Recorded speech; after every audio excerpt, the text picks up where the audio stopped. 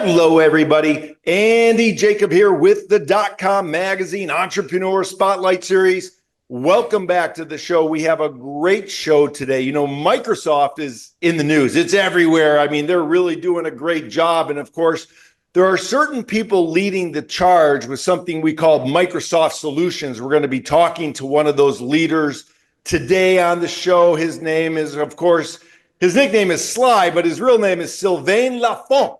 And I love that name. Try and say that 3 times. That's a great name. And of course, he is the founder and leader at Vokeso. And he's been working successfully in the ERP industry for more than 20 years. And he's really gained valuable insight, experience. He's got a notable following, an international career. We're very excited to have him on the show to talk about what Vokeso is doing. And of course, specifically with the Microsoft solutions, there's so many new things going on in the field right now. Sylvain, or Sly, is one of the leaders.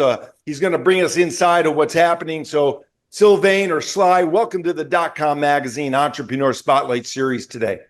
Thank you so much, Andy. Pleasure to be here. Great introduction. I love it. Yeah, it's great to have you here, Sly. Of course, you've been right in the middle of it. You've done this for a long time. You have a great team. You provide Microsoft solutions to so many small to mid-sized businesses, as well as big businesses as well. But before we get started, let's pull the lens back to 30,000 feet. Tell us about Vokeso, and then we're going to go.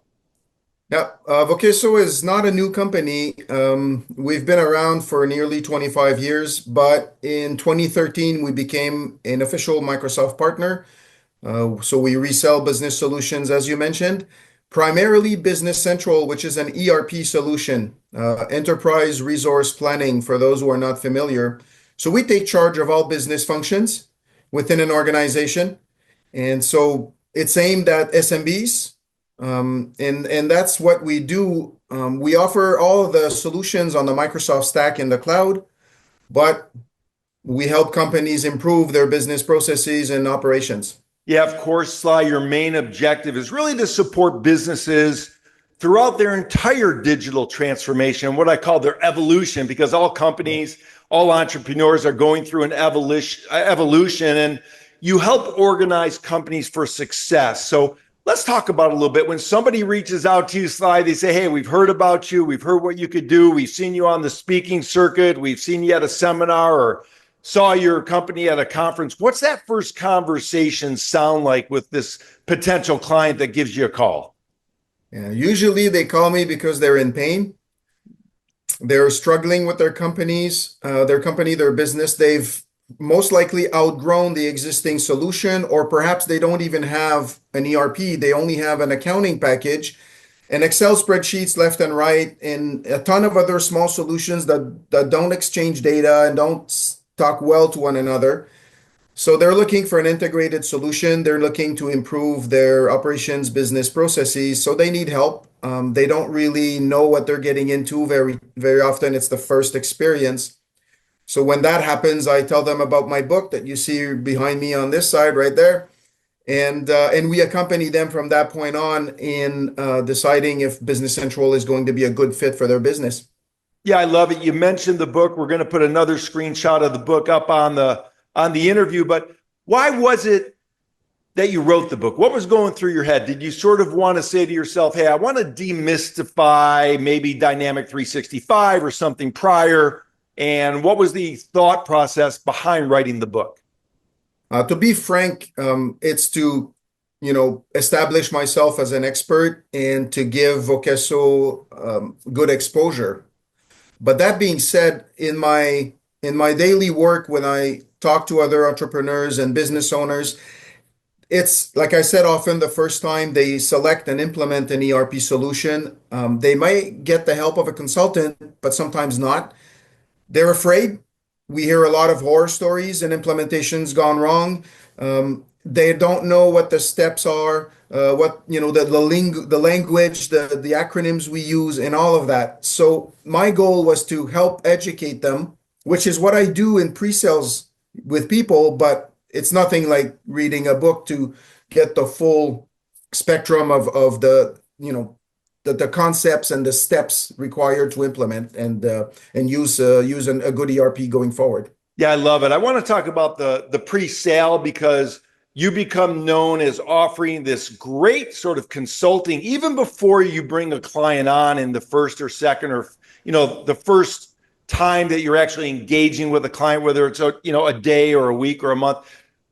Where does that come from? Why do you love giving this great advice to people even before they even hire you? Does that help you sort of close the deal, if you will, or put yourself in the position to have some sort of some honest conversation with your potential clients so that they understand that you know what you're talking about, your team will back it, and then you're all about them, right?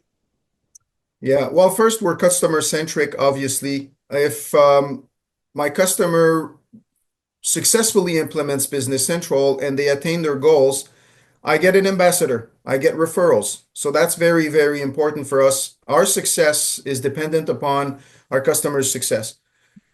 I've also been a teacher in my early days, so I have that inclination to help people and to transfer knowledge, which is another reason why I wrote the book. I like transferring knowledge and sharing what I've learned. And it's part of my daily operations to help people. It's I've read a lot of books, and if you've read Give and Take from Adam Grant, the giver part I think ends up working in your favor in the long term if you're just there to help people and move them forward. So it's all of that makes me do it the way I'm doing it right now. It makes me who I am, I guess. Yeah, I love it, Sly. You have a process, of course, when you bring new clients on. One thing that you're very big on, and of course, you're a prolific writer, you've got a great blog, a lot of people read it, is really sort of thinking about mutual planning, I'll call it. In other words, you talk to your clients and you want to plan and organize the control of your offering so that the engagement works for your clients. You want to have a collaborative deployment. Is that one of the secret sauces of what you and your company do? Well, that's a very interesting and good question, Andy. First of all, you need to implement what the customer requires. So defining the business requirements is crucial to a good delivery. We have a methodology to implement. What elements of the methodology make sense and can be applied in a particular customer's context? Very, very small, tiny business, you're not going to produce as many documents and deliverables, perhaps, as working with $100 million company. So that's also part of being flexible and adapting to the customer's needs and making sure you end up delivering what they really need. So analyzing their business processes, their company, and making sure you give them what they require. Yeah, I love it. I love it. Yeah, that makes sense, Sly. And of course, one thing that's interesting when I look at what you do, we look at all the testimonials, all the people that love what you're offering. There is an investment to be made to hire your company. However, you bring such cost control and management opportunities and benefits to your clients that I would imagine that it's really a cost benefit analysis for your clients. And oftentimes by hiring you, they're able to save and maybe even increase their ROI on their full suite of services, right? Agreed. We don't just implement or configure the system. We provide advisory consulting as we do that, so they can improve their processes. And I don't think you should see an ERP system as an expense or as overhead. It's actually an asset within a company, because it does help improve processes, but it might also help you reduce inventory levels, which brings more money in the business, lower costs of operating, and all of that is ROI once you're done implementing and stabilizing the system after a few months. So an ERP system nowadays, I think, is a must for a modern company, especially with the advent of artificial intelligence and business intelligence. You need to have all your data centralized so it can be used for decision making. Yeah, Sly, I'm glad you brought that up. We talked pre-interview about AI and how it's changing so many industries. You work within a lot of industries. I mean, we think about manufacturing, we think about production, we think about all types of industries. Is there a sweet spot for what you do, or do you handle all industries and you just put them into your process? We're pretty generic, but half of our customers are manufacturing companies. We do have some distributors and service companies, which is what we do. So a service company, professional services, if they come to us, we understand their daily lives. And that's usually what we do. But once in a while, we'll get something funky, something strange, different, such as working for Intelcom here in Canada. They're an Amazon delivery service. So that's a bit of a different business model, but we've been successful helping them out. Yeah, I love that. And of course, 50% approximately of your business is manufacturing. There's this word out there that a lot of people don't understand what it is. It's called discrete manufacturing. Let's talk about what that means and what that's all about. Yeah, simply put, Business Central is a discrete manufacturing solution first and foremost. And what that means is you're assembling parts to create an object. So you're making bicycles. If you're by opposition of process manufacturing, which we find in the pharmaceutical industry, food and beverages, chemicals, where you're applying a recipe, you're making cookies or pizza, and it's a different approach, whether you assemble parts to create something or whether you mix stuff up and test the quality and heat it and so on and so forth to create your product in the end. Yeah, I love it, Sly. Of course, one thing you're a big believer in, because we've read some of your posts and read more about you, obviously, prior to the interview, you love data. And if I'm an executive or I'm on a management team and I'm saying to myself, man, I just can't get like key indicators that are really meaningful, or I'm not getting accurate readings of what's happening in my system or in my business, I've got major problems. And one thing you really help your clients with is sort of real-time information, which enables your clients really to do a lot more in a very short amount of time to be able to make decisions to improve their company. Is that right? That's correct.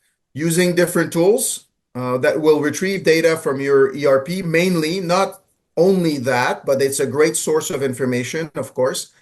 Tools like Power BI. You can create reports, dashboards, and provide real-time data information to customers to help them make, good decisions and quickly. Some customers might take a month to close their fiscal month in the last period. With a good ERP system in place and good processes, you get your data much quicker, and then you pull it out and create KPIs with Power BI. You're a happy camper. Yeah, I love it. So I want to stay with manufacturing for a minute. I know a lot of people in the manufacturing space. I've helped a lot of companies in that space. And one thing that everybody talks about is production time. What's happening? How do we track inventory consumption? How does your system and your program sort of approach that? Because I would imagine eliminating, a lot of paperwork that slows down production is one of the keys of what you're able to offer your manufacturing teams or groups. Indeed. Business Central will allow you to capture consumption and time and declare production at the station, at the workstation, in front of the machine. Your operators have the ability to do this. We can also deploy barcoding equipment, so your consumption could also rely on barcoding to lessen the probability of errors. And ultimately, we can connect to your machine and pull data out of the machine into Business Central so you don't have to do a lot of data entry. Yeah, it makes sense, of course. And obviously you get hired for large engagements, but you also offer, because you understand some clients need sort of to be able to pick and choose which one of the programs or which one of the Dynamics 365 Business Central offerings you have. And it's almost like an a la carte menu as well. Is that the way you offer it? Yeah, we often work time and material in this industry, but the last few years, we've created fixed bid implementation packages. So customers who are able to implement using standard features of Business Central can rely on a risk-free implementation, and then it obviously helps smaller companies afford Business Central and start with a very strong system. And as they grow, they don't need to switch. They can stay on the platform. Yeah, I love it, Sly. Of course, everybody knows that watches the show. I love the sales cycle. And a lot of people don't realize that Microsoft Dynamic 365 really can empower sales reps as well with a very powerful CRM. Let's talk about that a little bit. There is a CRM within Business Central. And if it really helps customers get started. And then eventually, if they outgrow the features of that CRM, there is obviously Dynamics 365 customer engagement with its various modules. So sales, marketing, etc., customer service. You don't have to go anywhere. You don't have to shop elsewhere. You start with Business Central, and if your requirements get too complicated, you can switch to the full-blown platform. Yeah, I love it. And of course, you also offer cloud hosting from Azure. Let's talk about that a little bit because that whole game is changing a bit. I mean, AI is changing the amount of capacity necessary in the cloud to drive so many of these functions and so many of these initiatives really is becoming a larger game than it was even, 6 months or 12 months ago. How do you and your team at Vokeso keep ahead of what's happening in the infrastructure through Azure, making sure that you're offering the most powerful and secure system available? Well, we obviously rely on Microsoft. They have the budget, the resources to make sure their platform is highly secure. We deploy MFA and different tools. So we do offer hosting services, yes, when customers require it. And we tend to push customers to the Microsoft Cloud for Business Central. Integrations are easier, and the security is top-notch with Microsoft. No one is ever protected from a human mistake, but system-wise, it's pretty robust. So we try to stay up to date on the latest technologies and what Microsoft comes up with. They often generate recommendations, and even through their systems, they will let us know when something is not quite right so we can be on top of everything at all times. Yeah, I love it. I want to ping back to your book, ERP. Of course, I'm going to read the book. Hopefully you'll send me a free copy, but I'll certainly pay for it. No problem at all. If we think of sort of a couple main ideas that you're trying to get across with the book so that people really can understand it, for the people that aren't going to buy the book from watching the interview or they're just watching this interview now, can you share with us some tidbits or some key points from the book that maybe would resonate for people watching the show? That's a bit of a tough question because let me start by saying the book is created or has a few sections, okay? And the sections follow the regular selection process and deployment of an ERP. So the first few chapters is how to choose your ERP and why do you need to switch, and what's happening that you would decide to get on that bandwagon. The second section is once you've selected a solution, how to plan your project, how to make it happen. And then we go into execution. And finally, there's a few extra topics talking about artificial intelligence, manufacturing, like differences between discrete and process. Ultimately, what I think I'd like people to get out of this is that, yes, you can. So it is possible to successfully implement ERP if you follow the steps and if you do it right and you make sure that you don't leave any stone unturned, because it's a tough thing to do. It's very difficult, but it is doable. Yeah, I love it. With the right partner, I guess. Yeah, it's great. And you need the right partner. And one thing that I am aware of that I really love, and maybe if people watching the show, they want to reach out to Slide to talk more about this in person, but you have this thing called the Vokeso formula. And I love that so much. It's the formula, sort of like I love the idea of a formula. If I'm a business owner and I'm a C-level executive, when I reach out to somebody for help, I love the idea that not only do they have a formula for success, but then they're going to take my specific needs, put it into their formula, build a platform based on what I need, based on what their proven formula is, and it comes together in a beautiful, neat bow. Let's talk about the Vokeso formula and how you came up with that idea. The Vokeso way really is accompanying the customer in the selection process and the pre-sale cycle. And once we start implementing, then it's our methodology that takes over, which is inspired from Microsoft SureStep. But over the years, we've added some elements and tweaked it a little bit to so that it fits our personality as an organization. So when you first contact me, we'll discover your requirements. We'll probably have a demo or two, and eventually I'll write a proposal for you. And once we get going, then we'll go through the steps of the book, plan, execute, and apply the methodology to make sure we successfully do it.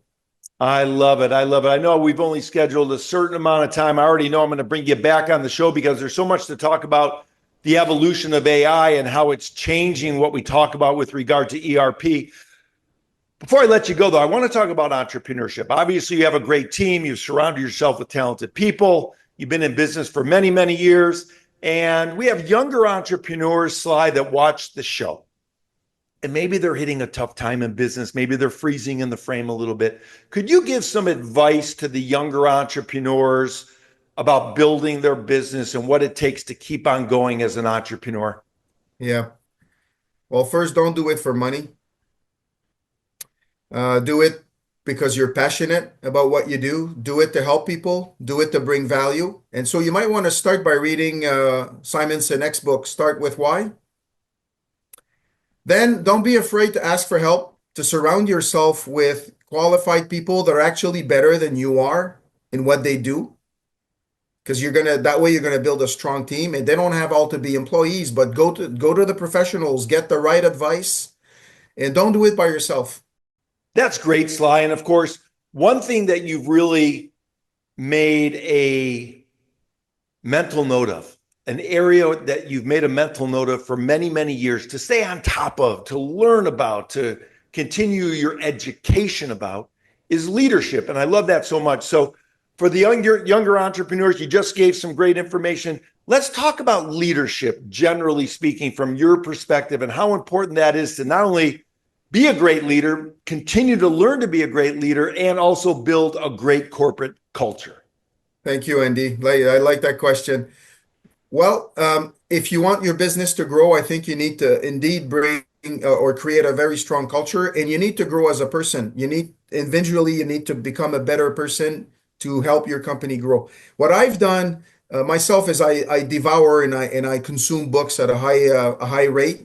And so I've read a lot of books, great books like 7 Habits of Highly Successful People, and that has elevated me or given me great tools to become a better leader, better entrepreneur, better boss over the years. And I highly recommend that every single business owner and every single person go on that journey of improvement, of self-improvement.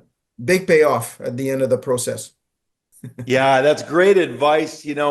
One of the first questions people investing in startups ask is, why is your team the right team for world domination? And sometimes founders, they say, what team? Well, sometimes you can't start with the team, but you build the team right. Yep. As Sly says, surround yourself with people that have expertise different or better than what you have. Listen to them and successfully work together to build something great, which you've done at Vokeso. Now, I'm going to say it again because I love it. Sly Lafond. What a great name. It's been great having you on the show. I mean, you really are one of the leaders in Microsoft solutions. You're a thought leader. The social validation and social proof you have from the people that have done work with you and the case studies is remarkable. I know we're going to bring you back on again to sort of unpack what's happening, because it seems to change every 6 months. It's just incredible what's happening in your space. And to stay on top of it, you just have to have the great team and great leadership, which you've exhibited throughout the many years at the company. So I want to thank you so much for coming on the .com Magazine Entrepreneur Spotlight Series today. Thank you so much for having me, Andy. It was a pleasure. Thanks.